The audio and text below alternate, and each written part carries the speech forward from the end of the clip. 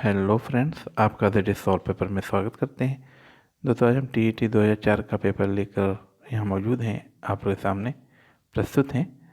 तो आइए हम लोग शुरू करते हैं 2004 का सिविक्स का पेपर, जो TET सामाजिक विज्ञान से रिलेटेड है। जैसा कि इससे पहले भी मैंने पेपर सॉल्व कराया था, तो उसी पैटर्न का है, लेकिन ये 2004 का है। और 2004 का एक पेपर और सॉल्व कराया था, लेकिन वो कैंसिल हो गया था एग्ज़ाम। लेकिन जो ये मेन पेपर है, इसको हम लोग देखते हैं। पहला क्वेश्चन है, भारत एक गणतंत्र राज्य बना 26 जनवरी 1950 को। तो इसका आंसर होगा 1950। आप बॉक्स में पढ़ सकते हैं इसको। राज्य की प्रकृति संप्रभुता से संबंधित क्वेश्चन। निम्न में से किसमें राज्य की उत्पत्ति के ऐतिहासिक सिद्धांत के तत्व पाए जाते हैं? तो इसमें रक्त संबंध, धर्म, युद्ध, राजनीतिक चेतना, है ना। तो इससे रिलेटेड यहाँ दिया हुआ है, यहाँ बॉक्स में पढ़ सकते हैं। इसका आंसर यहाँ क्लियर समझाया गया है। नेक्स्ट क्वेश्चन, निम्न वक्तव्यों में से कौन सा वक्तव्य राज्य की उत्पत्ति के विषय में मार्क्सवादी सिद्धांत को स्पष्ट करता है? तो इसका आंसर नंबर 3 कि राज्य की उत्पत्ति उत्पादन के शोषणपरक संबंधों की रक्षार्थ हुई। ठीक।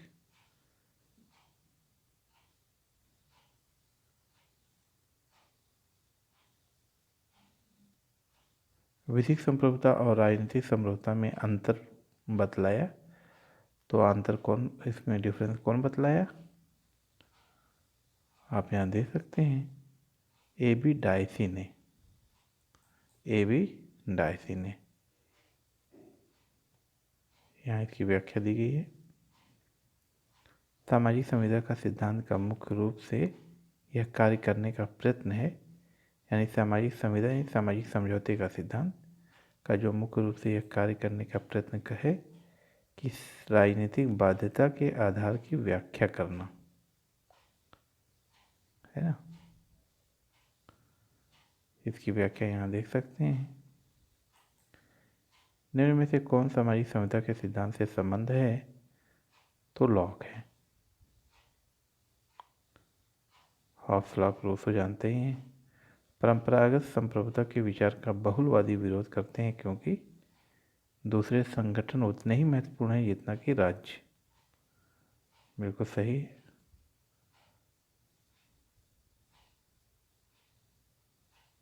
नहीं देखते हैं इसके विचार, इसको यहाँ डिटेल में बताया गया, इसको पढ़ लीजिए।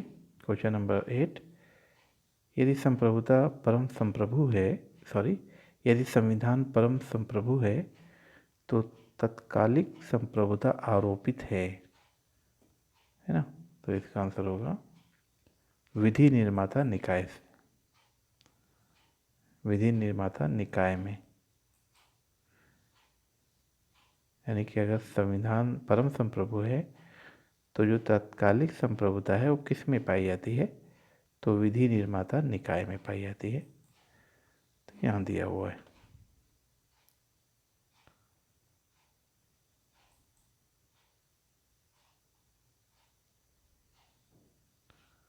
राज्य के स्वरूप के बारे में उनके में से कौन सा सही है? राज्य साधन और साध्य दोनों है। राज्य साधन और साध्य दोनों है। अब राजनीतिक विचारधाराएं हैं। इसमें है, निम्न में विचारकों का कौन सा युग वैज्ञानिक समाजवाद के संस्थापकों में माना जाता है? तो इसमें आंसर होगा, याद रहे, वैज्ञानिक समाजवाद। तो इसमें मार्क्स और एंजल्स आते हैं।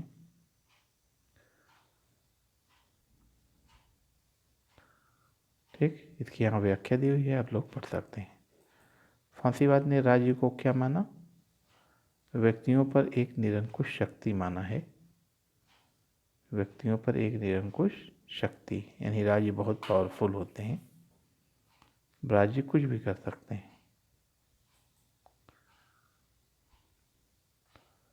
इसको आप यहाँ देख सकते हैं फांसीवादियों के अनुसार जनतंत्र का सर्वाधिक वास्तविक रूप निम्न में से किसके द्वारा चलाई जाने वाली सरकार में पाया जाता है?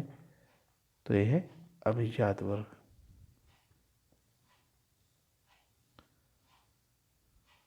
इसको आप पढ़ सकते हैं।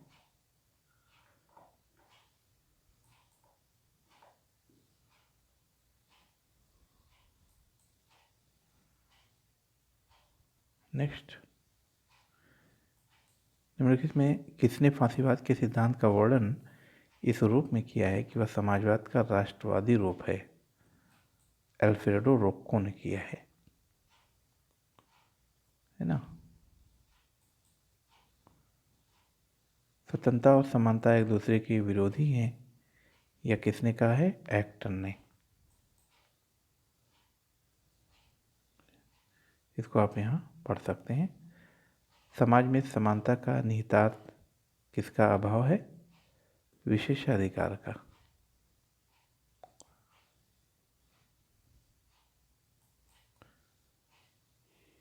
राजनीतिक समानता की सर्वश्रेष्ठ गारंटी है लोकतंत्र में। स्वतंत्रता इसके अलावा और कुछ नहीं है कि उस इच्छा को प्रोत्साहित करना जो विनम्र व्यक्तियों के अनिर्दिष्ट अंतःकरण पर आधारित हो। तो इसका होगा उदारवाद। निम्नलिखित में तीन ऐसे हैं जो एक दूसरे से मिलते हैं, वह चौथा कौन सा है जो इन चीज़ों से अलग है? तो है समाजवाद।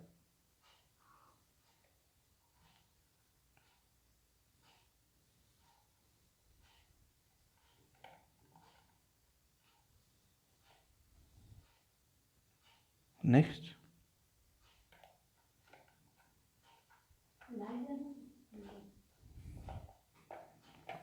जनतंत्री समाजवाद और मार्क्सवादी समाजवाद एक दूसरे से इस आधार पर भिन्न है कि वह जोर देते हैं व्यक्तिगत स्वतंत्रता पर, यानी फोर्स सही है।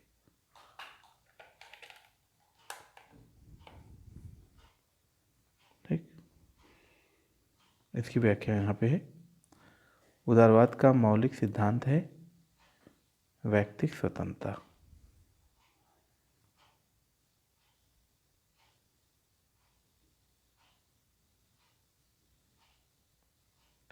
और राजनीतिक दर्शन देख लेते हैं। सूची 1 को सूची 2 से मिलाना है। तो मैं राज्य हूँ, ये तो लुई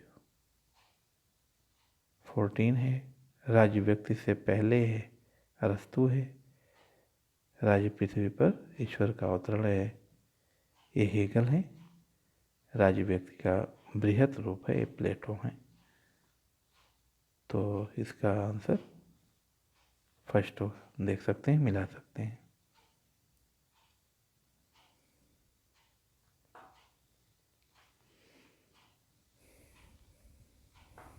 समानता अप्राकृतिक और अवांछनीय है, तो अरस्तु, इसके लिए अरस्तु है।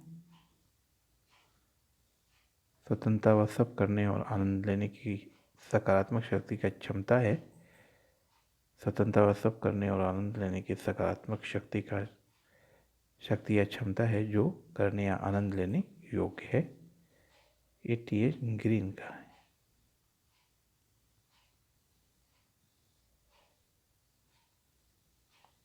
एक विचारशील व्यक्ति नीति भ्रष्ट प्राणी है। मनुष्य के विषय में यह विचार प्रतिपादित किया और रूसो ने।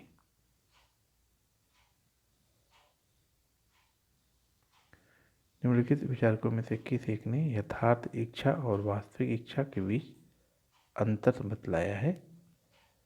तो ये रूसो।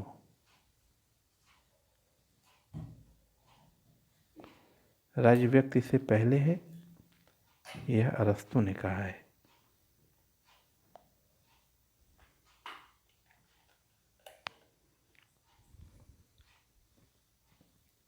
हॉब्स के अनुसार राज्य में व्यक्ति की स्वतंत्रता उसके संपत्ति से संबंधित अधिकार है।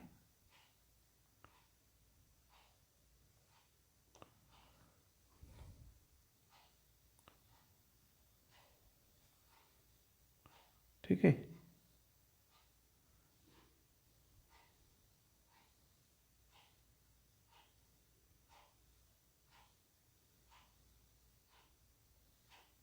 यानी ये सेकंड सही है। समानता के उदारवादी विचार से निम्नलिखित में से किस प्रकार की समानता अनुरूप नहीं है? तो आर्थिक समानता।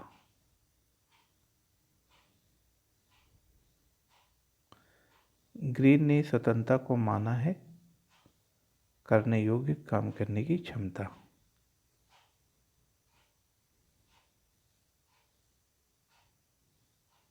निम्नलिखित में किन दो के राजनीतिक दर्शन में यह मत व्यक्त किया गया है कि समितियां राज्य संप्रभुता के लिए हानिकारक हैं? तो ये होगा ख और ग, यानी हॉब्स और रूसो। हॉब्स और रूसो हैं।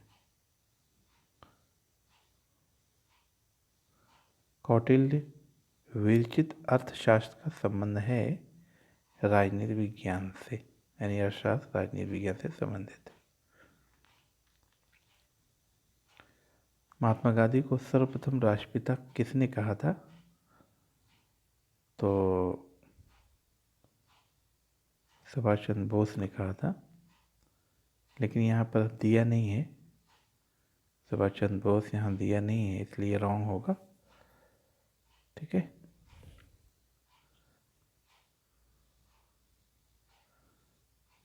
महात्मा गांधी द्वारा आरंभ किए गए सविनय अवज्ञा आंदोलन का उद्देश्य था, इनमें से कोई नहीं, तो इसमें उद्देश्य दिया था कि 31 जनवरी 1930 को गांधी जी ने वायसराय को अपनी 11 सूत्री मांग पत्र को पेश किया तथा मांगे न जाने पर 12 मार्च 1930 से सविनय अवज्ञा आंदोलन करने की घोषणा की। प्रश्न में दिए गए सभी विकल्प उनके मांगों में समाहित था।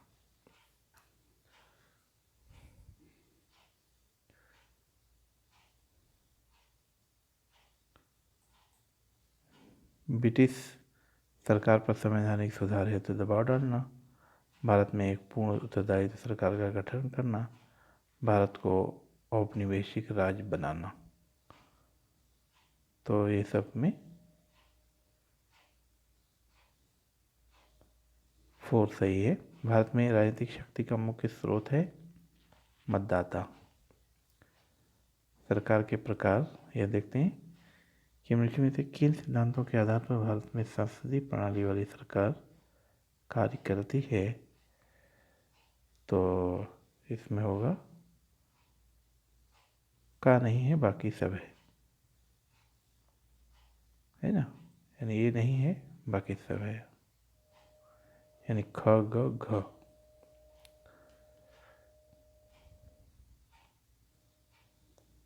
यहाँ इसको क्लियर किया गया है।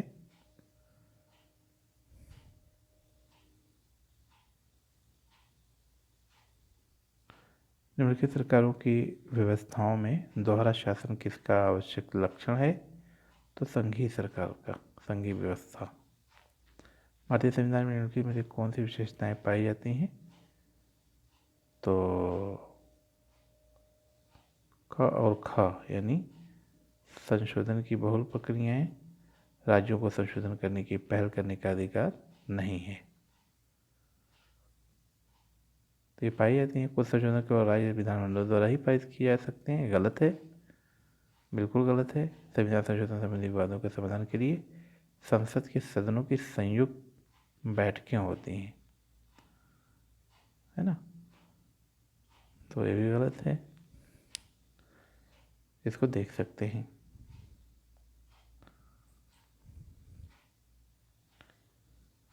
विधि के शासन वाक्यांश में प्रयुक्त विधि पद का अभिप्राय है मानव स्थापित विधि। किस संविधान द्वारा भारतीय संविधान की भूमिका में समाजवादी एवं धर्मनिरपेक्ष शब्द जोड़े गए? यानी किस संविधान संशोधन द्वारा यह छूट गया है, ये चीज़ जोड़े गए। कौन कौन? समाजवादी, धर्मनिरपेक्ष। तो 42वें संविधान संशोधन 1976 द्वारा। अब मूल अधिकार देखते हैं। निम्न में से कौन सा राज्य का नीति निषेध तत्व है? तो इसमें चौथा है राज्य ने अस्पृश्यता का अंत कर दिया है और उसका किसी रूप में आचरण विधि द्वारा दंडनीय होगा। लेकिन ये तो मौलिक अधिकार है अनुच्छेद 17 के तहत। तो राज्य संरक्षण की रक्षा, पर्यावरण की रक्षा और उसका संवर्धन करने का प्रयास करेगा। तो ये सही है, ये मौलिक अधिकार, ये भी सब एक मौलिक अधिकार ही हैं, सब मौलिक अधिकार हैं। लेकिन जो चौथा है वो राज्य की नीति निषेध तत्व है, इसकी यहाँ व्याख्या दी गई है। मूल अधिकारों को प्रवर्तित करने के लिए ऋण जारी कर सकते हैं उच्चतम और उच्च न्यायालय दोनों। बिल्कुल सही है। भारतीय संविधान में सम्मिलित मौलिक अधिकारों की संख्या है 6। ठीक है, यहाँ आप देख सकते हैं मूल भारतीय संविधान में शामिल राज्य की नीति तत्वों की संख्या थी 14। यहाँ आप देख सकते हैं।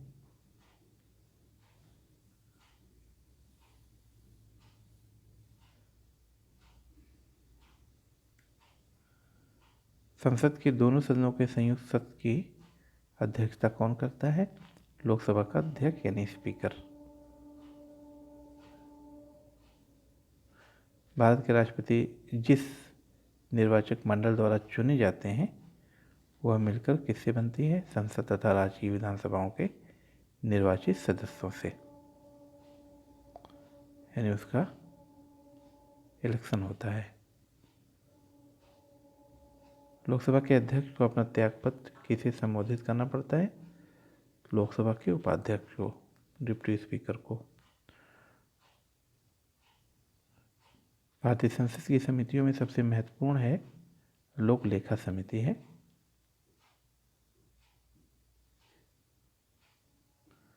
संसदीय सरकार का सबसे महत्वपूर्ण लक्षण है कार्यपालिका का विधायिका के प्रति सामूहिक उत्तरदायित्व।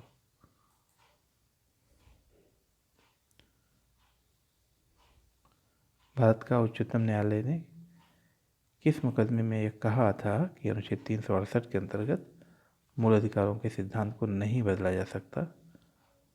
तो केशवानंद भारती बनाम केरल राज्य।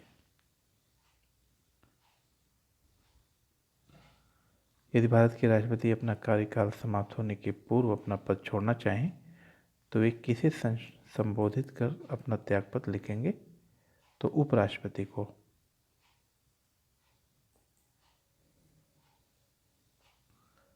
राष्ट्रपति का रिक्त पद अवश्य भर लिया जाना चाहिए 6 माह के भीतर।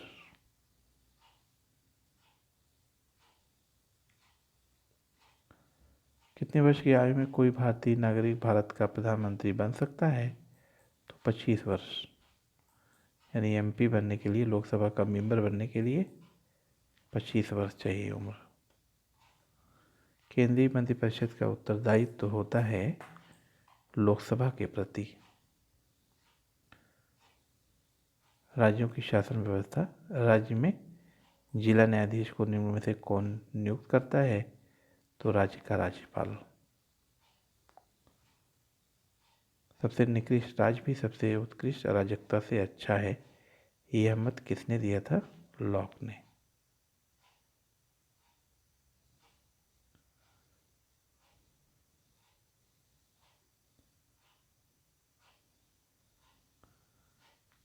अब निर्वाचन आयोग के बारे में क्वेश्चन है कि मतदाताओं को पहचान पत्र देने का प्रावधान कहाँ किया गया था? तो जनप्रतिनिधि अधिनियम 1958 से। जनप्रतिनिधित्व अधिनियम 1958। पंचायती राज नगरीय निकाय के बारे में है। पंचायती राज सम्मिलित है राज्य सूची में। राष्ट्रीय एकीकरण लोकतंत्र प्रवृत्तियां समस्याएं से है। उदार लोकतंत्र का सबसे विशिष्ट लक्षण है कि यह सभी व्यक्तियों के मतों की समान मानता है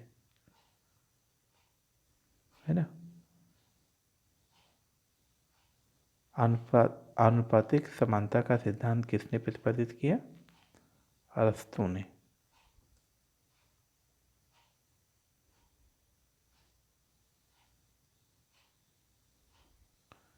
जिन्हें हम सभी सही तौर पर अधिकार कहते हैं, वे वास्तव में सही तौर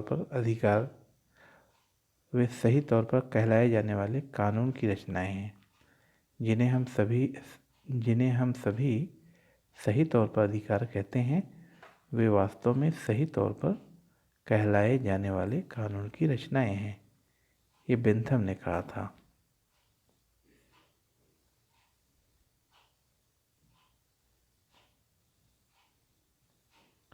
संयुक्त राष्ट्र संघ स्थापित हुआ था 24 अक्टूबर 1945 को।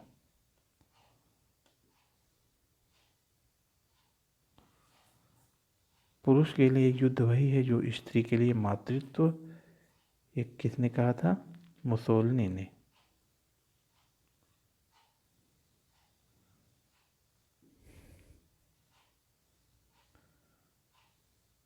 नेताजी सुभाष चंद्र बोस द्वारा आज़ाद हिंद फौज का गठन किया गया था सिंगापुर में।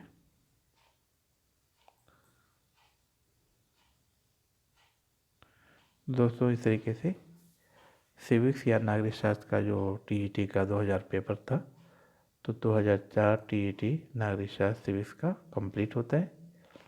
और इसको मैं सोच रहा था कि बहुत कम टाइम में कवर हो, फिर भी टाइम कम ही लगा। अगर उसको एक्सप्लेन किया जाता तो टाइम ज़्यादा होता। मैंने इसको एक बुक से कॉपी किया है। अगर इसमें कोई रॉन्ग लगता है आंसर तो आप कमेंट कर सकते हैं। और दोस्तों, अगर मेरा वीडियो आपको पसंद आता है तो आप हमारे धीरे सॉल्व पेपर चैनल को सब्सक्राइब करें, लाइक और शेयर ज़रूर करें। ठीक है, तो मेरा वीडियो आपका लास्ट तक देखने के लिए बहुत बहुत धन्यवाद।